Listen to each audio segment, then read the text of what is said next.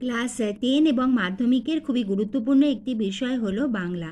আজ আমি তোমাদের কাছে নিয়ে এসেছি বাংলা একটি স্কুলের টেস্ট পরীক্ষার প্রশ্নপত্র।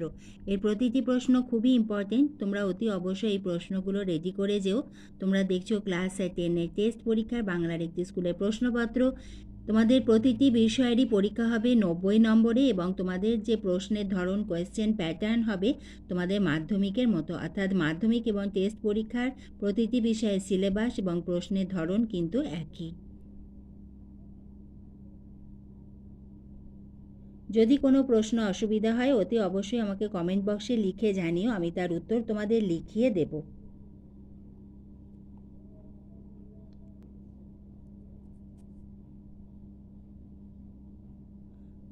তোমাদের বাংলার প্রশ্নপত্রে কত দাগ নম্বরে কোথা থেকে প্রশ্ন আসবে, কয়টি প্রশ্নের উত্তর লিখতে হবে এবং তার নম্বর কিভাবে আসবে, সব কিছুর ওপর আমি একটি ভিডিও দিয়েছি। তোমরা আমার চ্যানেল স্টাডি ফর এডুকেশনে গেলেই কিন্তু সেই ভিডিওটি দেখতে পাবে। অতি অবশ্যই তোমরা সেই ভিডিওটি দেখে নিও।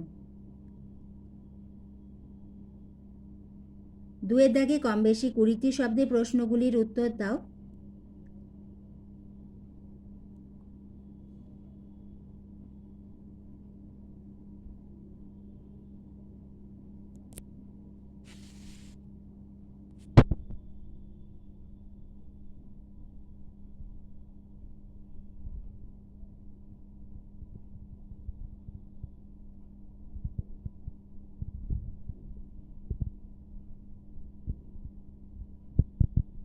তিনের দাগে প্রসঙ্গ নির্দেশ সহ কম বেশি 60টি শব্দে উত্তর দাও।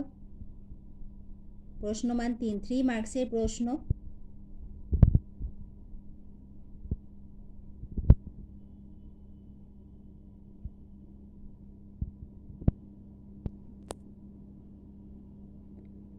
আমি তোমাদের বাংলা দিচ্ছি, এর আগে আমি তোমাদের ভৌতবিজ্ঞান, জীবনবিজ্ঞান, অঙ্ক সবই দিচ্ছি এবং এইভাবে আমি তোমাদের প্রশ্ন দেব।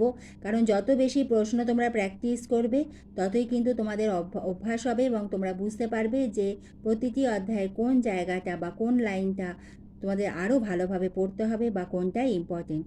তোমরা অনেকেই আমাকে জিজ্ঞাসা করছো এই প্রশ্নগুলোই কি আসবে।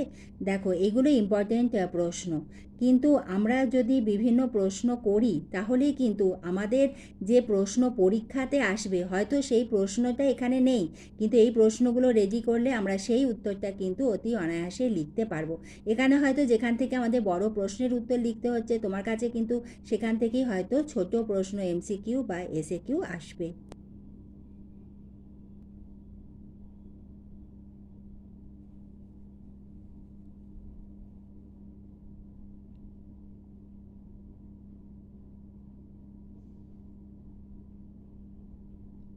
নয়ের দাগে চলিত গদ্যে বঙ্গানুবাদ করো।